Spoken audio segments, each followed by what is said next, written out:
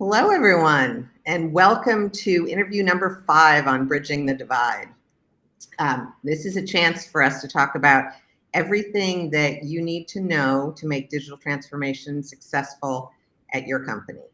And I am thrilled today to have Steve Suarez, the former head of innovation from HSBC, here joining me. We are going to be talking about how to make digital transformation real.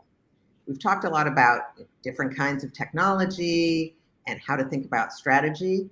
But as with any kind of change, a lot of it really needs to start with culture. And so today we're going to talk about a really important facet of building a transformation culture, which is continuous learning.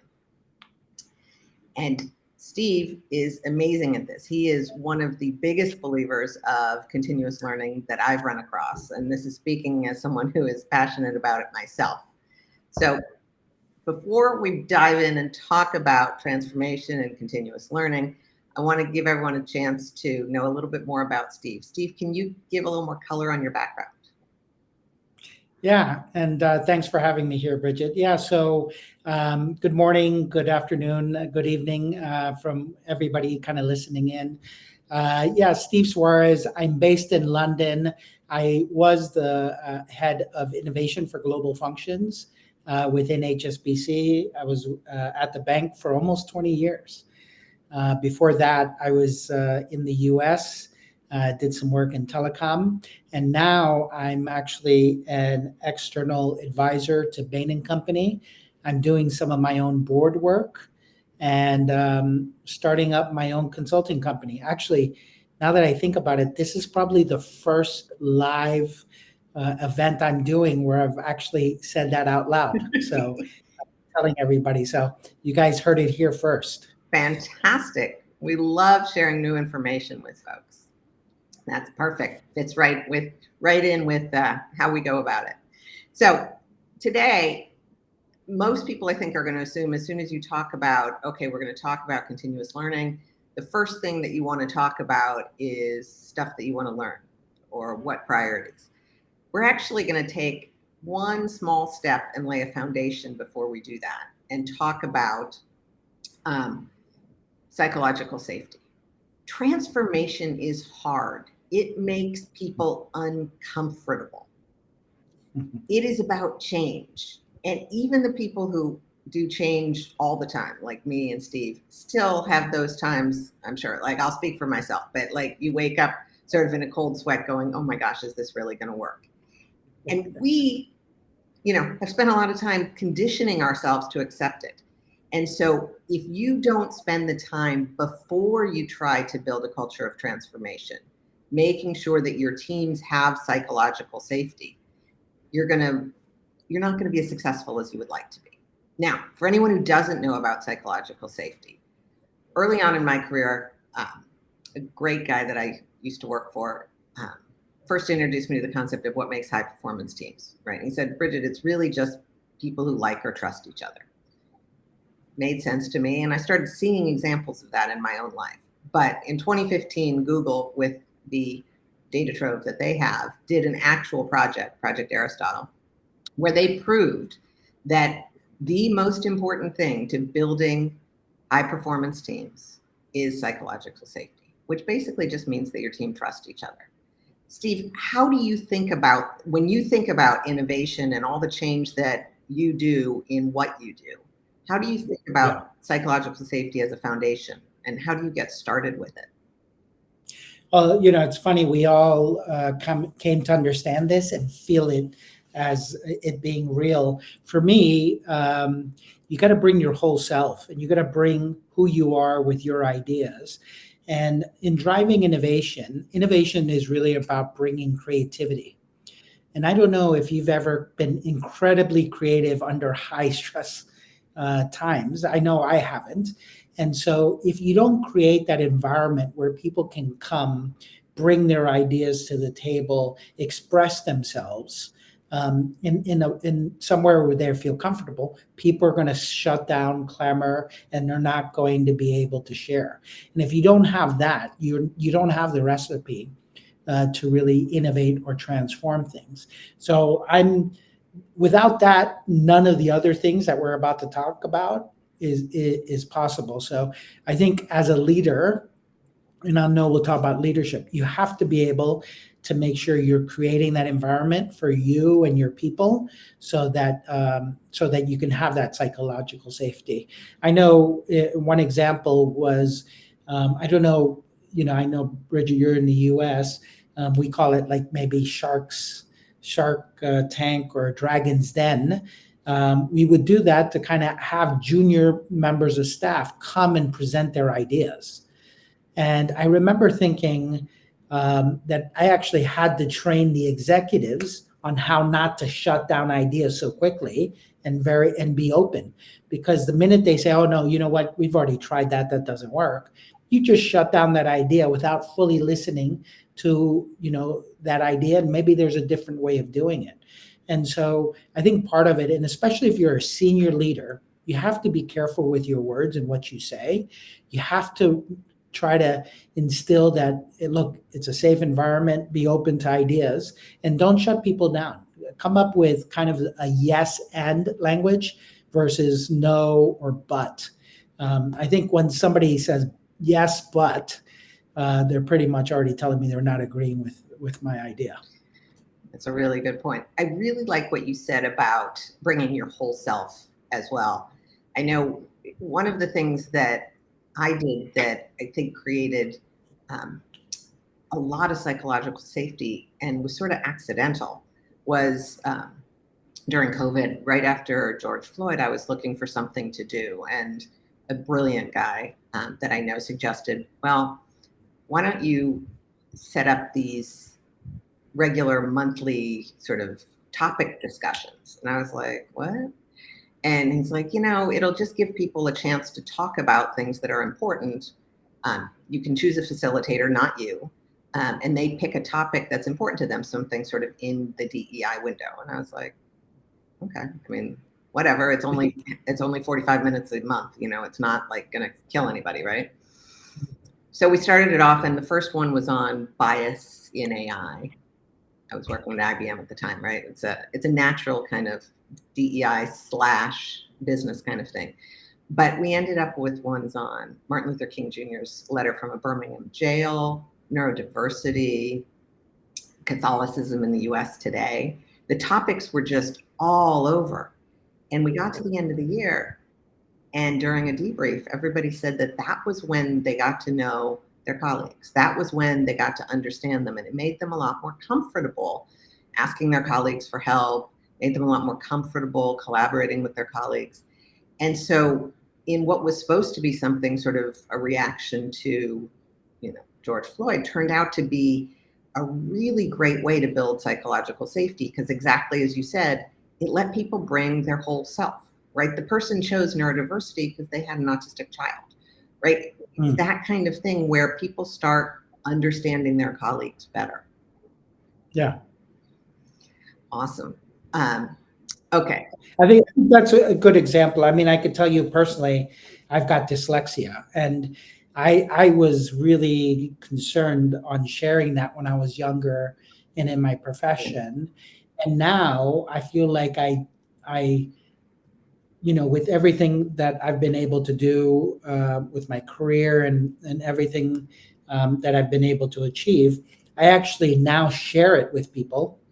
It's a sensitive side of myself that not a lot of people know about it, but I want people to know kind of some of the struggles that I've been through as a young kid, and also seeing how I can help other people. So I think I can only do that because now I feel more comfortable, more secure, and I can trust the people around me. And I think if you can gain that trust, there's so much stuff you can do. So anyway, I'm just agreeing to that. I think that's a wonderful story. But I think your point of sharing more about yourself and making yourself, as a leader, making yourself more human really goes a long way in building that psychological safety. Okay, so let's assume we've built the psychological safety. Now, what do people want to build on top of that to build real transformative culture? One of the things that's been a buzzword for the last, I want to say 5 years, but time flies, so you never know, it could be longer, is growth mindset. And I actually think growth mindset is a really good way of thinking about being open to transformation. I think the problem that I've seen with growth mindset is that people, I went to a great 2-day class on growth mindset. Did that change my behavior at all? No. And it was a really good class. So what's been your experience with helping your folks learn about growth mindset and where and how you think they can do it better? It's funny. It is kind of somewhat become a bit of a buzzword. Everybody says growth mindset, growth mindset, growth mindset. And it's surprising that even though people say growth mindset, they don't act in what the behavior of a growth mindset.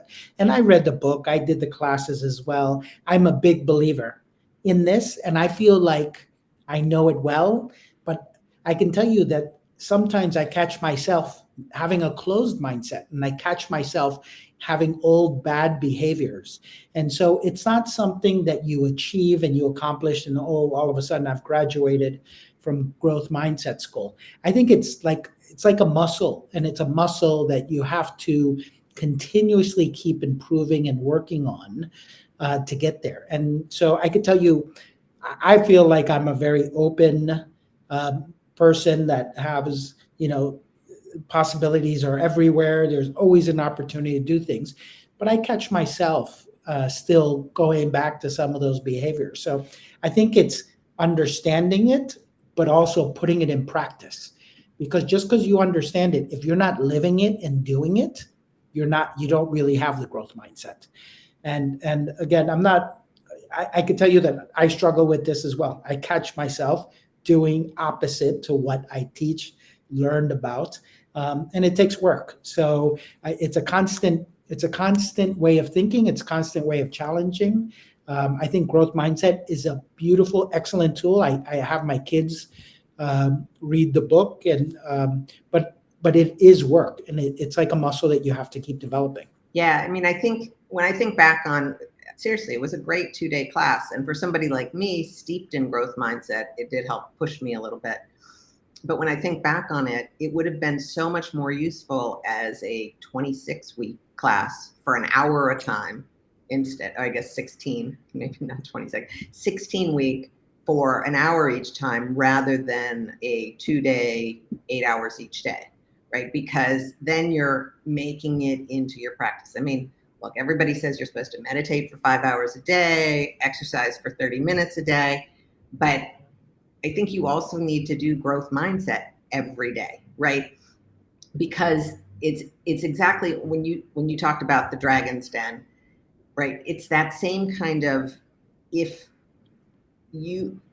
really is scary sometimes to come up with something new and to share it with people and to suggest an idea that sounds crazy.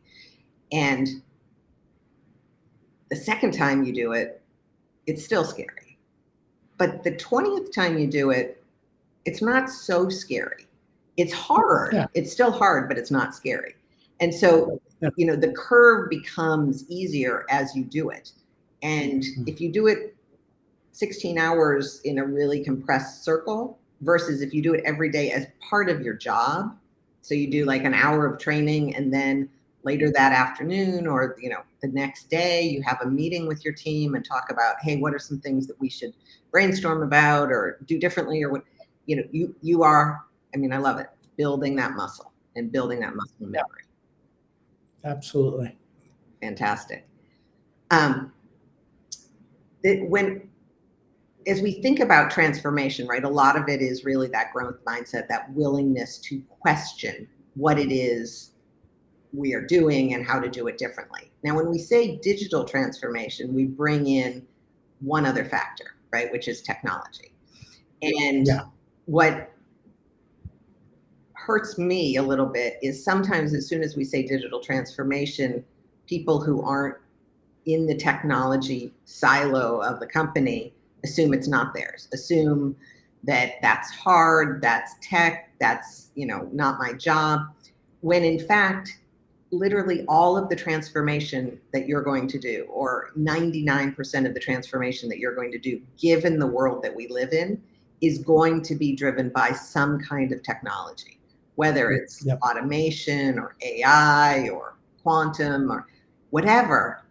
It's going to be because you can do something using technology that you couldn't do before. And so, in some ways, maybe we should get rid of the idea of digital transformation and just talk about transformation and assume that a lot of it is digital. But I think when you say digital transformation, it brings up that question of how much technology do you need to know if you're the business person? I mean, talk to me about where your head is there. Well, I mean, listen, there's different roles that different people have to take, and you do need to bring technologists into it. But you don't have to be a technologist to drive it. And I would just mention that, we're talking about the skills needed to drive transformation or digital transformation.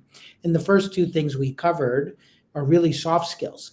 And I think some people underestimate the importance of those soft skills, because if you don't have the culture and the people, it doesn't matter how good your technology is, you're not going to be able to drive it in. Now, because I like to geek out on technology, like to understand technologies, like to understand the capabilities, because then that opens my mind to how I can apply them. And so, going back to your original point about, a continuous learning or learner or being open-minded, I always like to, I like kind of like puzzles and things I like to figure out how I can use new things to solve whole problems. And that's why I like getting into the technology. But I can tell you that no one would ever hire me to be a coder or a quantum physicist or any of this, because I would miserably fail. But that's not my role, right? So understanding your role and the value that you bring to that role is key. And I know that I have the capability of understanding the technology. I understand the business side of it, and I know how to bring those two things together. I know Stanford calls it kind of the knowing doing gap, and that gap is sometimes what holds people back. And I feel like I'm the person that can help implement and scale and commercialize. And right now, if you think about the technologies, I think that's the gap that a lot of people are missing. Everybody likes to talk about the tech and what the tech can do. A lot of people on the business side say, I'm doing this. It's that part in the middle that I think of the people that can learn on how to implement, execute, scale it, and really drive that success that's needed. And that's kind of the domain or where I feel like I fit in. I don't have to learn all the technology myself. I've gone in and done the Google Architect exam, for example. I know a lot of architects that have failed that exam. But part of it is I jump in and it's something that I feel like I want to do. I don't feel like I have to do it. So, Brigid, I hope that that answers your question. Yeah, no, I think that's really interesting, because I tend to say what you need to understand is what technology can do, not how it works, right? And there's the old sort of example that people use, which is, do you know how your iPhone works, right? Do you understand all of the technologies that go into your iPhone working? And I would say that no single person on the planet actually understands in detail all of the technologies that go into making an iPhone work. And yet everybody uses it. And so the question is not, how do you fix it if it's broken, right? Like, because there are people who are experts who do that. The question is, what can I do if I have an iPhone that I couldn't do before? And I would say at this point in my career, sort of similar to you, people are probably not going to hire me to do coding. Now, at one point they did, but that doesn't mean that I have this like special technical ability, right? Like, I've had quantum explained to me, I don't know, multiple times by like the leading researchers at IBM, which is like, these guys know quantum better than anyone on the planet. And they have explained it to me. And I completely get what quantum does and how it changes the computing environment and how we need to think about cryptography differently. I get that. And it makes me think about, hey, What kinds of things should we do differently? What kinds of things should banks do differently? Like, I completely get that. I still do not understand how or why quantum works. And yes, I was technical. I was an engineer. I worked with these people. They explained it to me multiple times. I just don't get it. But it's not holding me back from thinking about how to use it. And to me, I think that's the balance that we need to do a better job of striking. I will also say in the newsletter, we do have a lot of non-technical explanations of technology, because I think that is something. I'm a huge believer in analogies, and I do think getting to that point where you can use an analogy and say, this is like rental cars, rental bikes, etc., or this is like, having a kitchen with no rules, with dirty countertops, right? Those kind of things help you think differently about what it is the technology can do. And if you're looking at digital transformation, yes, you said it before, you need to have great technologists, part of executing on it and part of strategizing on it. But you also need to have the business people who understand what the business problems are, what the customer needs are, and are able to look at solving those problems. Yeah. Yeah, no, completely agree. And I think that's why we all play a role. And I don't think you should feel intimidated that you don't understand quantum, you don't understand AI or generative AI. I could tell you all these experts are just kind of learning it and driving through that. So I think I'm never going to be a quantum physicist, but there are a lot of great quantum physicists out there that we can work with and drive really good value in the quantum space. So agree. And I think from my end, because I run innovation, right. Part of my job, it's never ending. There's new innovations, new technologies. And so part of what I do is really kind of scan the horizon, try to understand these technologies. And if I feel like the technologies, I need to learn more so that I can talk credibly about them and understand them, I'll dive in a lot more. But again, I want to learn just enough so that I can add that value, but I'm never going to be the person that actually will hands-on create it. There's a lot more brighter, technically competent people than I am that will get it done a lot faster than I will. And I want to use them for their strengths and then focus on mine for mine. I mean, I think that's exactly right. I think one of the things you said that always resonates with me, because I think we sort of have similar roles, which is my job is not to be a technologist. My job is to grow the business, right? It's to improve profitability. It's to please my customers, right? And so using technology is a big part of that. But being the one who uses the technology isn't, for us, our role. And I do think, though, more companies would be more successful if more people said, hey, part of my role is to be able to think about how to use technology differently, because we all need to be doing that. Well, exactly right. And that's what I feel like I've been trying to bring to any position that I've worked for a while. And I think that's kind of what's helped me be successful, because I'm always on the latest and looking at, how can I solve problems. And for me, it's about how can I add value? Yeah. And adding value might be lowering costs. Adding value might be better employee satisfaction. So yeah, I'm with you. Fantastic. And that, I think that segues nicely into sort of the final topic that we wanted to cover, which is leadership. So, as we think about how do we transform our company's culture as a way of transforming our business, as a way of being successful, right? As a way of delivering better to our customers, as a way of delivering, greater revenue, greater profits. What is it that you think sort of foundationally you think about as a leader in making that happen?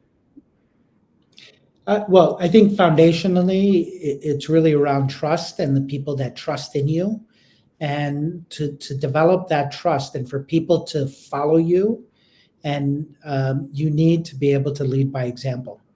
I think you can tell people, hey, go do this or go do that, but if they see you doing it, right? And going back to the continuous learning, I love continuous learning. I love learning new things and being able to teach other people, and being like one of the first people to say, hey, I was able to do this or learn about this, or kind of being able to see around corners, if you will. And I think that's an important skill within innovation, knowing what's going to hit and knowing when. I think, and I've been right some of the times and wrong a lot of the times, but you got to be comfortable with that. So I would say leading by example, getting outside of your comfort zone.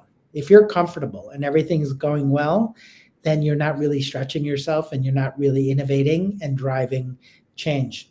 Um, I think that's key. So you have to really be honest with yourself. Am I really making a difference? Am I bettering myself than I was yesterday or the week before? I think in part of creating that trust, you have to be a good cover for your people. So there might be a lot of politics, there might be a lot of things going on above you, but creating that kind of umbrella so that the team can operate, can be productive, doesn't need to get involved with all of that. I think it's key. And I think a really good leader will kind of abstract a lot of the politics that unfortunately happens when you're driving innovation or when you're driving any of that. You have to be able to do that. So, I mean, for me, those are just some of the key things. And you got to know that things are going to go wrong. So you got to be resilient. Resiliency, I think, is the key. Resiliency, you're going to hear a lot of no's. You're going to get a lot of failures. I remember people tell me all the time, like, oh, Steve, innovation, you got the coolest job on the planet. They see the outside part of that, but they don't see the struggle, the hard work, all of the failures that kind of come with it. They only see the successes, and when you celebrate those successes. So, I think resilience is a key part. And I think, I think understanding that innovation requires disruption. And when you disrupt, you're going to get some people pretty upset. And I remember, I'll give you a good example. I was able to find a way to reduce somebody's cost base by 40% using new technology and applying new processes. And here I thought I was going to get a big hug and like, Steve, you're a savior, you're fantastic, you're amazing. Instead, they were just livid. They were upset. And the point was, Steve, what are you doing looking at my stuff? This is none of your business, blah, blah, blah. And so knowing how to land it and get the right stakeholders agreement before is a key part of it. I think I could have learned that lesson from them. But just because you're innovating and disrupting doesn't mean that everybody's going to be your friend. So, I mean, I think you've pointed some really good examples. It also takes me back to actually my first interview in this series, where I interviewed the guy who ran the transformation project around magic bands at Disney.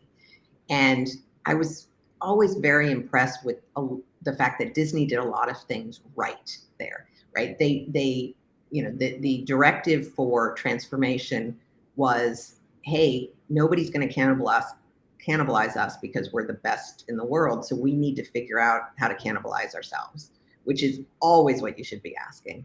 And it came from the top, and they created, a collaborative cross-functional team, et cetera. And so I think a lot of what you're talking about with leadership is creating that stage for success, right? How do you protect the people who are doing the work? How do you, it's the psychological safety, and it's, in some ways, it's making the psychological safety like true for not just your organization, but the whole organization, so that people are really collaborating, really working together. So I think we can see some great examples like Disney's Magic Bands and others out there where companies do this. But honestly, we see a lot more, I think, like you're talking about, where,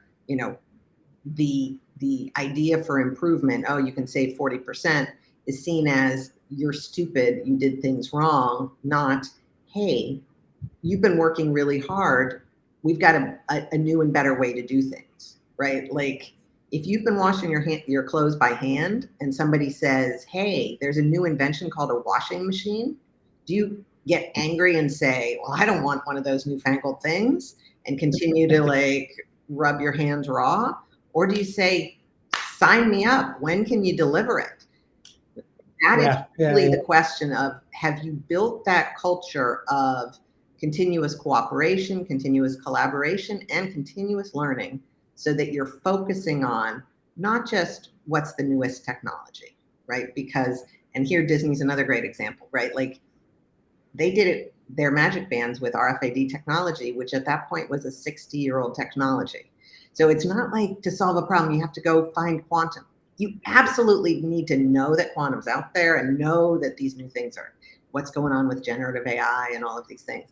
But sometimes the solution to your problem is going to be something that your grandparents could have made work. Exactly right. And it's not always the shiny new toy that will transform something. It's funny. I tell people, I look at things and the first thing I think, can I eliminate it? If I can't eliminate it, can I automate it? If I can't automate it, look where the work is being done. And do I really need it done in the middle of Paris on the Champs-Élysées, or can I do it somewhere else that is more cost efficient? So there's a lot of different things that you can look at. So I think it's great. And I just noticed a whole bunch of people putting all kinds of text. So it popped up all these different texts of people talking about things. So it's actually been a really good half an hour having this conversation with you. It's fantastic. Steve, I've really enjoyed our conversation. I hope that everybody listening has, and it looks like by some of the comments that yes, people have been excited. And so I will say, join into the newsletter. You can scan the QR code and it'll take you to that, and keep an eye on what we're talking about, and add your voice to the chorus, because we really want, both Steve and I are passionate about transformation, and we really want other people to understand with us why it's such an important and such a fun thing to do. So thank you very much, Steve, for joining me today. Thanks for everybody listening, and we'll talk to you soon. Bye-bye. Have a great day, everybody. Bye.